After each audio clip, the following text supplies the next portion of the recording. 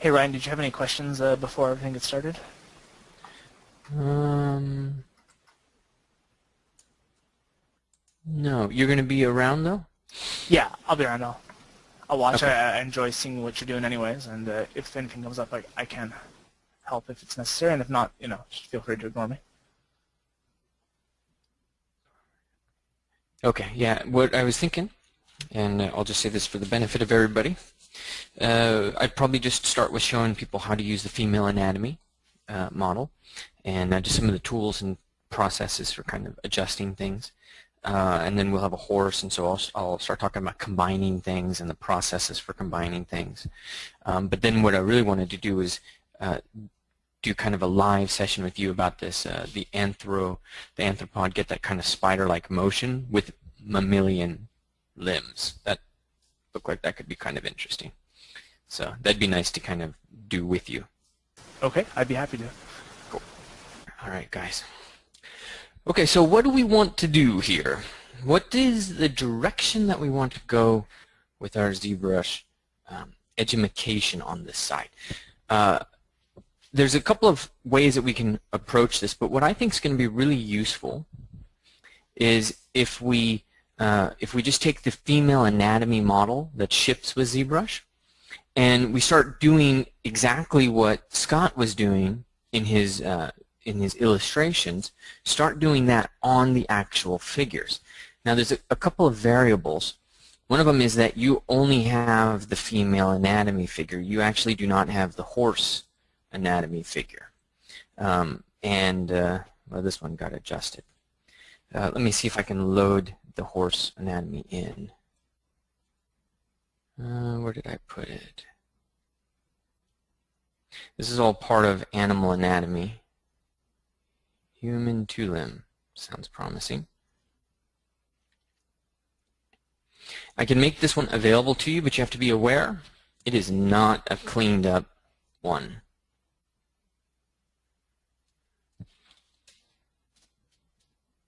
And this is definitely not it. There we go.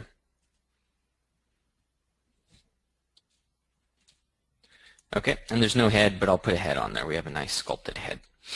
What you're looking at right now, just so we're really clear, what you're looking at is basically the female anatomy figure. Okay, let's just snapshot that. With all the musculature put on the side, or basically converted into a human, I should say. So let's bring that female anatomy model. Let's call it appropriately what it is. I'm going to bring my colored one in. Okay, it's the exact same number of ribs, exact same pelvis, exact same everything. Okay, so what I did in animal anatomy with Marshall Vandriff is just go through and show people the process of turning this into a horse. So as I say that, I should open up Module 3 for you of Animal Anatomy. I'll do that. That will show you the process of making your own quadruped anatomical model from the female anatomy figure. And that way actually, well, I'll provide you with it anyways, but this way you'll have both. I think I actually even show how to do the skull, but that wasn't done yet. So we'll work with this. I'm going to save this out, so I've got it with everything else that I need. So let's go into Source, Hartman, and Horsey.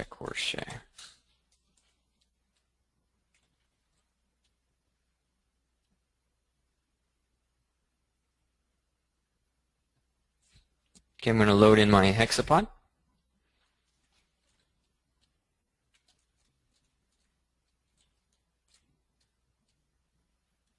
That's the skeleton. And then let's load in the Horsey so we have something to start with. Okay, so this was a couple of variations on things before we actually had this class with Scott. But what I want to do right now is just take the female anatomy figure. and start to show you how to break that up a little bit. So let me load in that one. Let's do the one that you've got.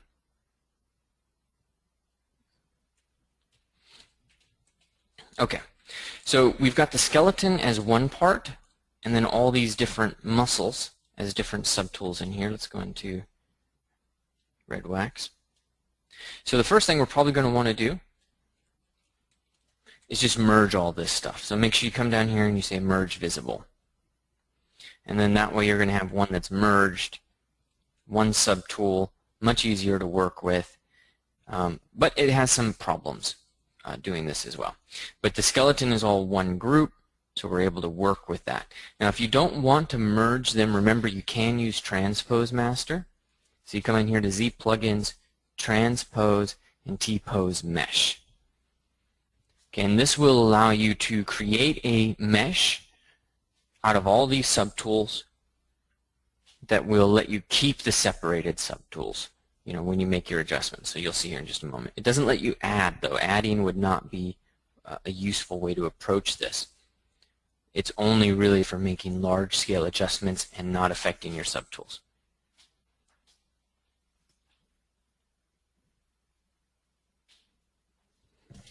Okay, so we could, for example, make some really quick changes.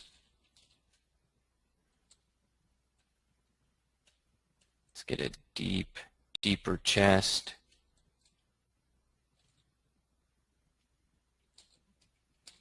Smaller pelvis, or maybe a flatter pelvis.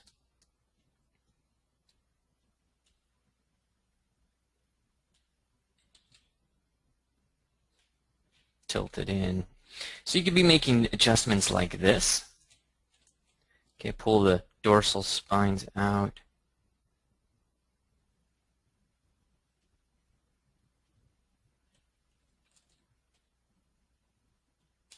And this ships with ZBrush, so it's kind of nice. We can be pulling things forward. And now we're going more towards dog. So the rib cage is changing its orientation. It's something I did with the werewolf. I'm going to leave the breasts in there. I'm sure something crazy is going to happen.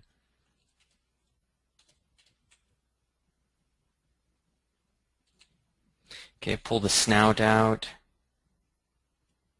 Okay, drop the cranium section down, right?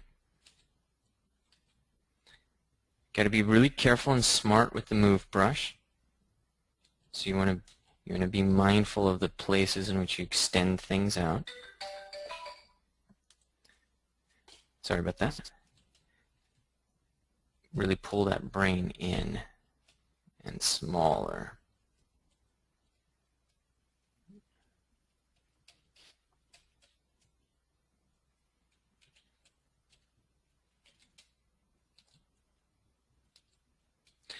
Maybe we want really big eyes on top of that.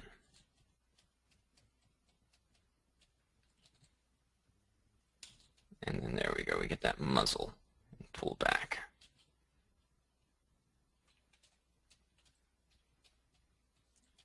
This is just, for me, really fun.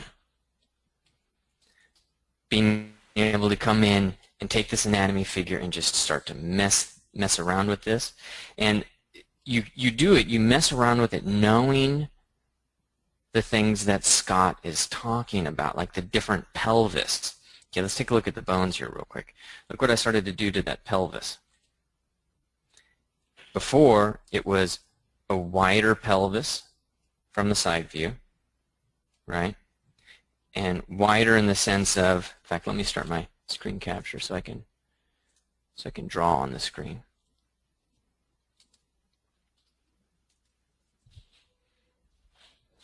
Okay, I'm changing the pelvis structure.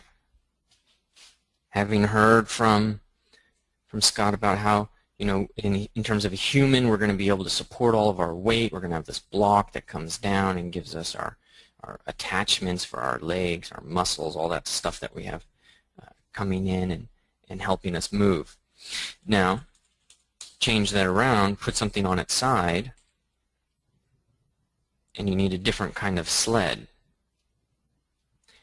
Femur with a really long trunk, the tibia down there, boom, boom, okay, and then we're going to come in for the spine, the rib cage, the dorsal spine, the neck, okay, all that stuff.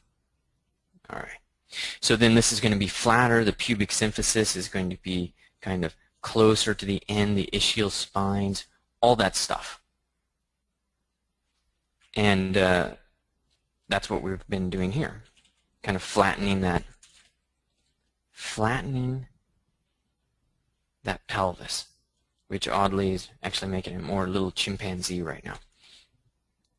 Try to do that when you've got everything visible. By the way, if you're asking about the content for last week, it does not exist. So you're getting content now live, but I'll put in content for next week. I'm sure you guys are being kept busy. All right, and then let's say I'm actually just starting to change this around a little bit and pick up some of what Scott was talking about last week with the satyr. Okay, I'm going to use these really as, I mean, it's going to get everything all adjusted and messed up, but it's not bad. Okay, so I'm also going to extend the metatarsals right here and the whole foot region. Okay, and we got to obviously adjust, but pretty cool. Let's say pull that in a little bit, start to flatten that, but then widen it. Pull this forward because things are going to start to have different attachments.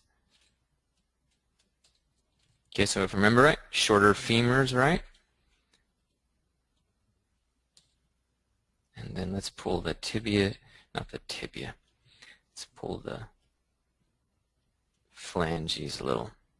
And then just start to kind of push and pull these guys together, or inflate and negative inflate.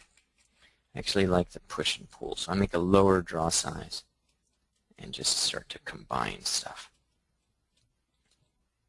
The calcaneus can be different. You can smooth this stuff out. Okay, you can also just come in and inflate. And there, now you suddenly have a solid bone. Now suddenly you're starting to get a hoof, if that's the direction you want. And then you can use trim dynamic and start to flatten things. There's a lot that we can do here, a lot of variation for how to make this stuff work. And adjust it. But now you can send that back. So let's just go T-pose to subtool. And this way you'll have individual subtools that you can clean up. But that's not all that important. Okay, this workflow of using T-pose mesh is not one that I use at this stage because of what's happening with Dynamesh.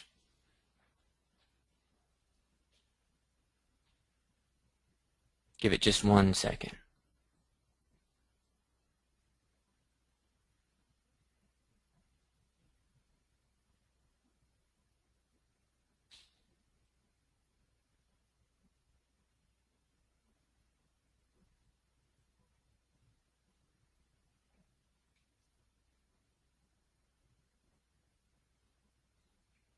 Plus it takes forever, right?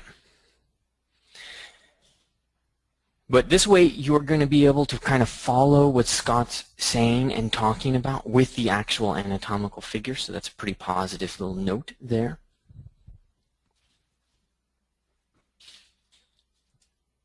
Okay, and then we can go in and use expose to expose all these separate parts, right?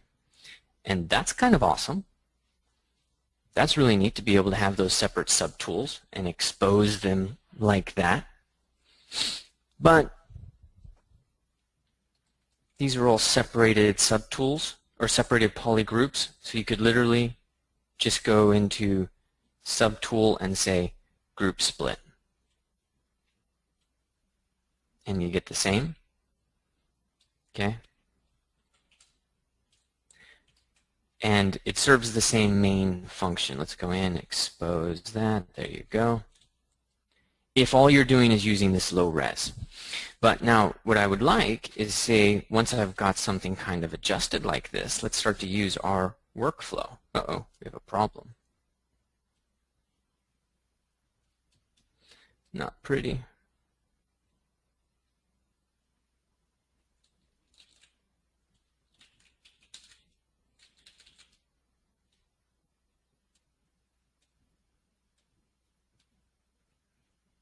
There we go.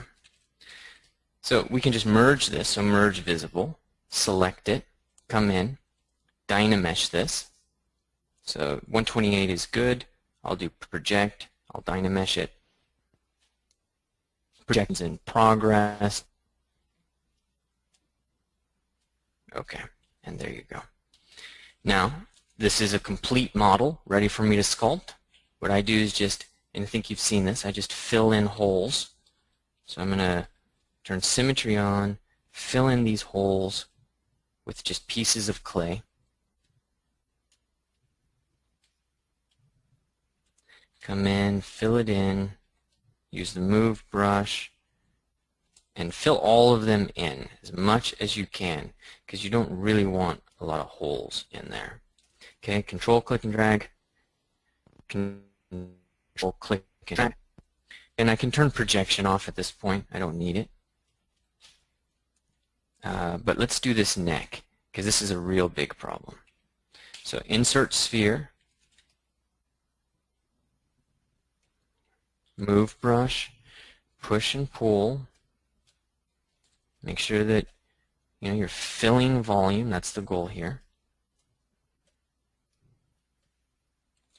Okay, and pull it so that you're also covering up that part of the mouth. And don't forget down there. Control, click, and drag. Control, click, and drag. All right. So we started to close that hole. Great. Okay, a lot more that you can be doing, but now we can be getting in there and, say, starting to soften things selectively.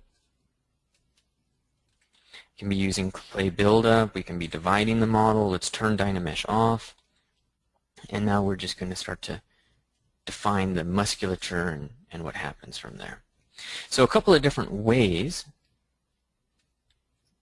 to make things happen. Using Dynamesh, using that female anatomy model as our base. And it doesn't take me long. I mean, what, I've been doing this 10 minutes. It doesn't take me long to get something that has all that musculature in place. And the musculature has been played with. We just have to adjust things. So what I would really recommend is working with that female model, female anatomy model. I've said that multiple times. That's the primary thing. And what I would really recommend you do is you work with it as a combined model, like this. Not as a subtool, because it's not really relevant for us. So what I want to show you right now, in case you haven't seen it, is the ways in which you can copy parts. Okay, and this is real basic level ZBrush stuff, but it's important. So I'm going to go and show just the skeleton. I'm going to have to select the knees for that. And what if I wanted to copy the arms? How would I go about doing that? Well, the first thing that I really need to do is mask these things off. Okay, and so I need to get the arm masked, and that's fine right here. But it gets harder up there with the body when we get kind of close. So I'm going to lower this, and I'm going to mask just so a little bit of that scapula is selected, and I'm going to grow the mask. And that mask is going to only grow as long as it reaches the end of a particular part. So grow mask. Looks like I'm done. And now I can go to poly groups, and I can say group masked. And if you turn poly frame on, there you go.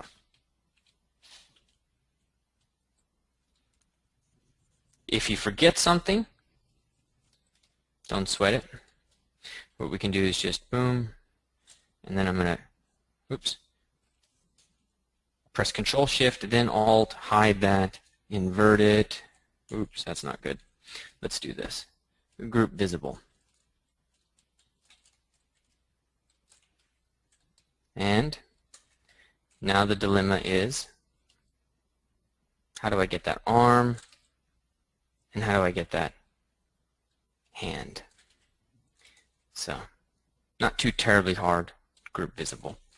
Kind of annoying, but not hard. Alright, how's my audio? That stuff usually slows it down when I show the poly frame. You guys doing okay? Alright. So here's the deal then. We have that separated arm in terms of that separate poly group. Okay, that's going to make things really simple for us, or it should. Let me verify that it will. What we can do, let's say, I'm going to select the elbow. Okay, this elbow belongs to that poly group of the arm, so Control-Shift-Click, Control-Click to invert, to mask. Alright, and then Control-Shift-Click to show everything, and then Control-Click to invert. So now the only thing that is unmasked is what I had originally masked. Are you feeling the zen with me?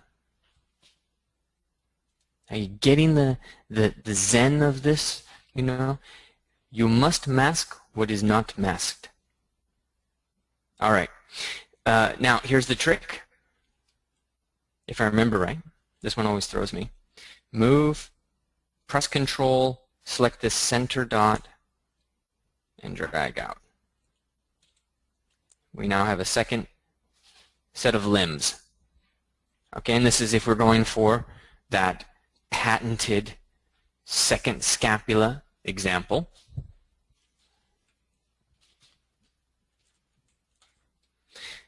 We can also drag our action line straight up and then press Shift so it's constrained, and then do the same thing. Control, press Shift, select the center middle dot, and just move that down. Okay, now that's the simplest way to make that happen. You could have put the muscles in there as well if you wanted to. All of that is fine and dandy. Just put them in with the poly group or put them in with the mask. All of that could work. In fact, let's do that. I want to do that real quick. I'm going to group all of this stuff.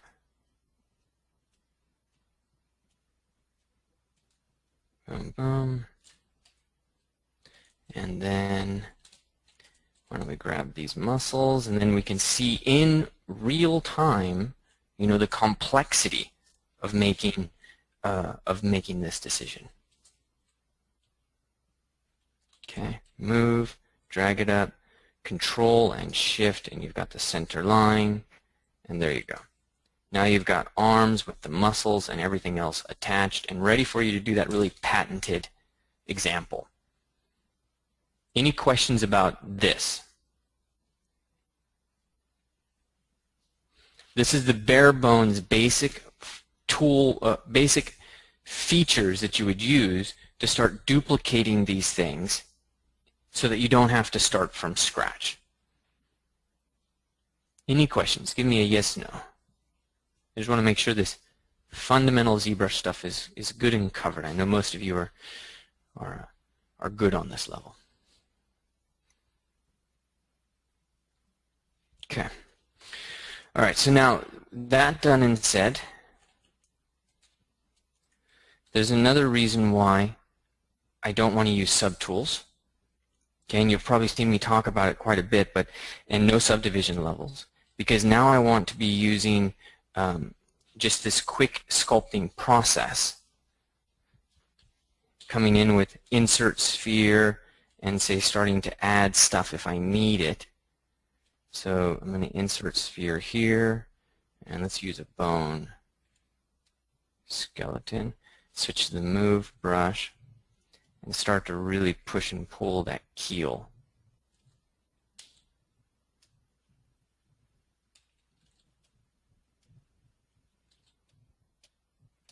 And then I can use transpose and really shrink that in.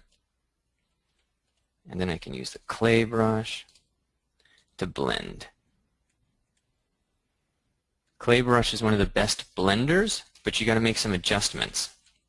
Go into brush, depth, set that to 0. And it can do a lot of good to blend your forms together. It's probably better that you have no mask on because you need it to blend everything. So I'm pressing Alt and then not pressing Alt, and then slowly we'll just get these guys kind of integrated.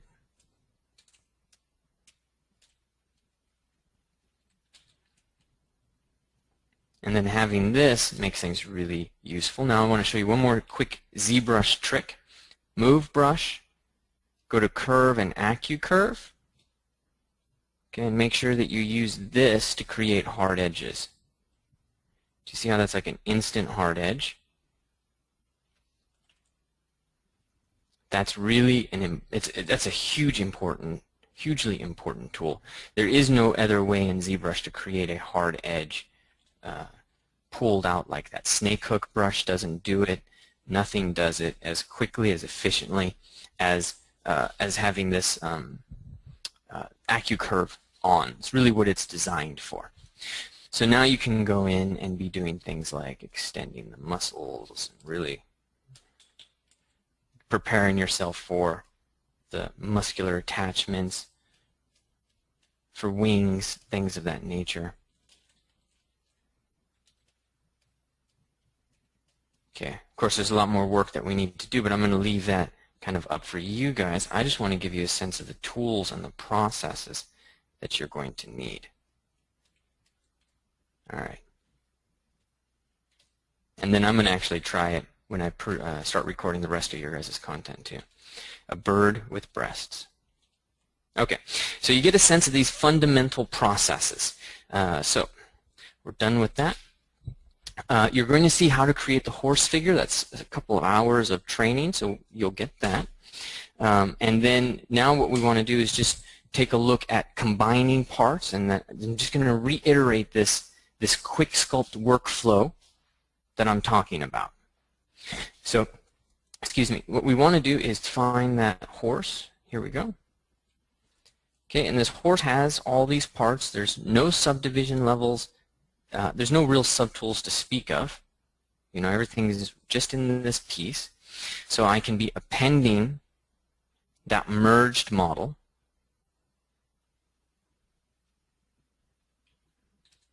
Not that one. Although that could have been interesting.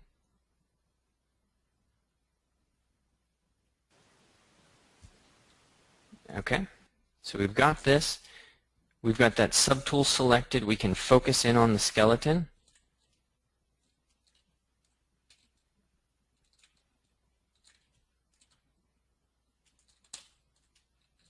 We can come to geometry, delete hidden. Okay, and that gets rid of all the muscles, because I don't want to deal with muscles right now. And then I go into solo mode, and let's get rid of the body, these guys down here. So one of the tricks is you press Control-Shift, then press Alt, and you just select a good bit of what you want to hide, and then you go into visibility and you just say shrink. And it's just like that grow mask.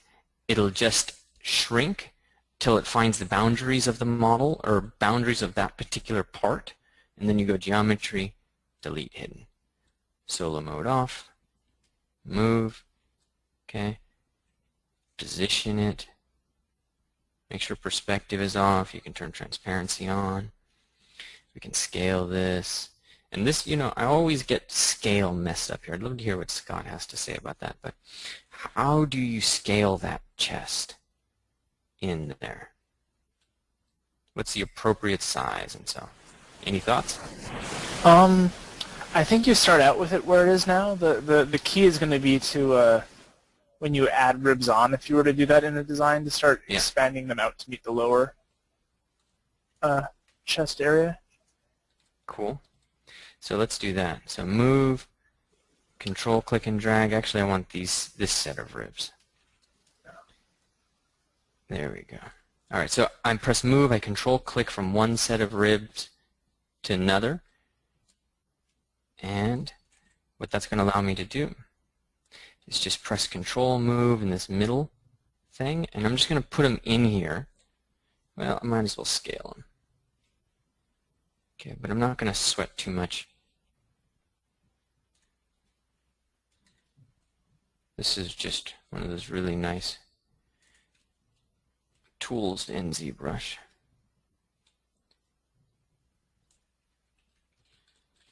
Okay, clear it. Pull these out, start to shape them, start to interact, get them interacting. Are we going to pull the sternum all the way down?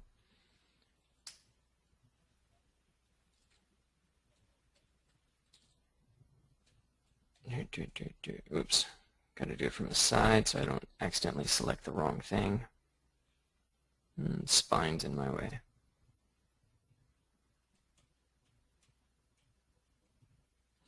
Okay.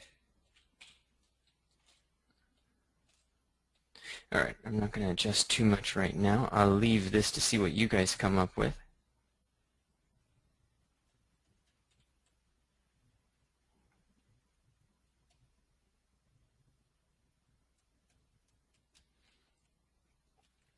But real simple process there, and then now since they're not, there's no geometry levels, you just merge them. So just merge down. And then you've got one piece that you're working with, which I think is a big advantage. I gave that horse a really huge rump. So personally, what I'd like to see is a bunch of these guys, you know, and with these very simple tools. So let me just do a quick recap of the tools we're talking about. We're talking about the I forget what Pixelogic calls it, but where you're duplicating parts with transpose plus control. Okay, that's going to allow you to duplicate parts that are masked, or I should say unmasked. That's going to be a huge tool. If you haven't used it, it's going to be a huge tool for going in there and kind of kit bashing these things together. All right, and then working with one subtool, so one subtool, that's going to be a huge improvement in your ability to get through and iterate through ideas quickly. Okay, and then keep the maquette workflow in mind.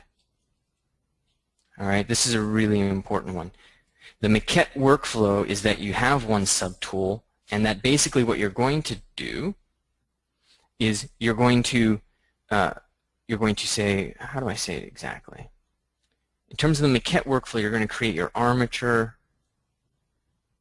Okay, you're going to create a basic shape.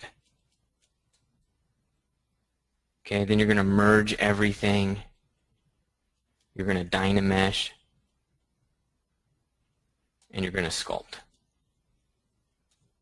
Really, that basic setup. That's what we're going to work towards at this point. So let me stop here. Any questions? The next thing I want to do is start with a maquette workflow. But give me a shout out if there's any questions.